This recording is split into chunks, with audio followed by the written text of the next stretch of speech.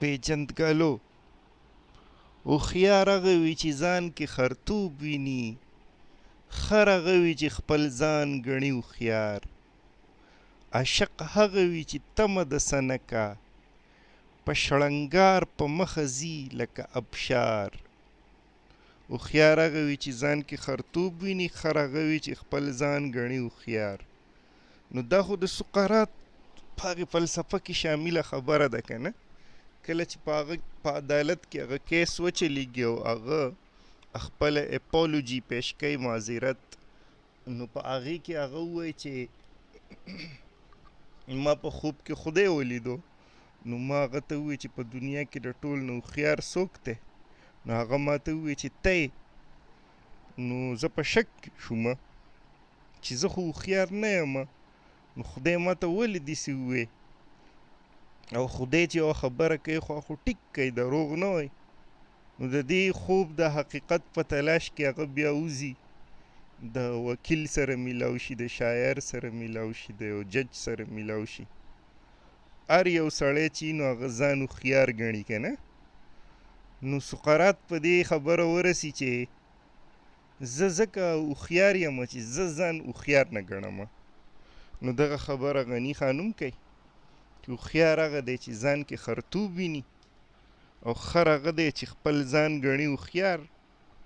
عاشق هغه وي چې تمه د څه نه کا، په شړنګار په مخه ځي لکه ابشار.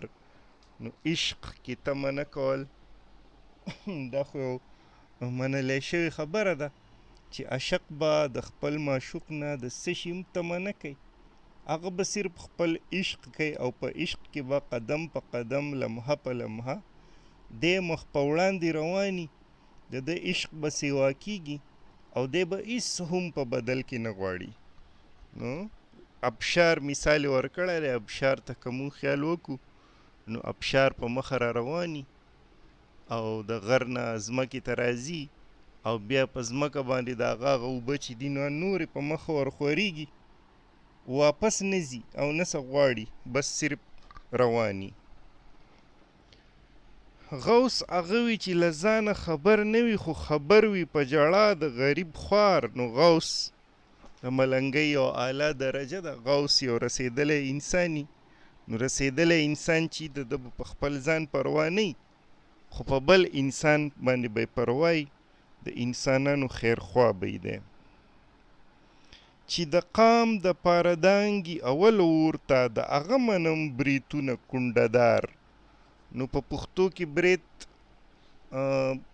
برید د غیرت یوه نښه ده. نو غني خان وایي چې اصل غیرتي به هغه چې د خپل قوم دپاره ورته ودانګي، قرباني ورکړي. دا نه چې برید به یې لوی کړي او نور به د قام فکر به ورسره نه وي، بلکې اصل بهادر انسان هغه دی چې د خپل قوم دپاره قرباني ورکړي. غني هغه دی چې سر دی بې سوره، غني هغه دی چې سر دی بې سره، کله خر کله نقلي کله هوښیار. نو دا بې سره هم مونږ ویلی شو، بې سوره هم ویلی شو، خو مطلب یې دا دی چې لکه دی به غني دی به مطلب غني چې دی نو دی به په یو حالت نه وي، یا خپل ځان یادوي چې زه په یو حالت نه یم، سر مې بې سره دی، بې سوره دی. کله کمقل شمه، کله نقلي شمه، کله هوښیار شمه، یعنی اصلي شمه.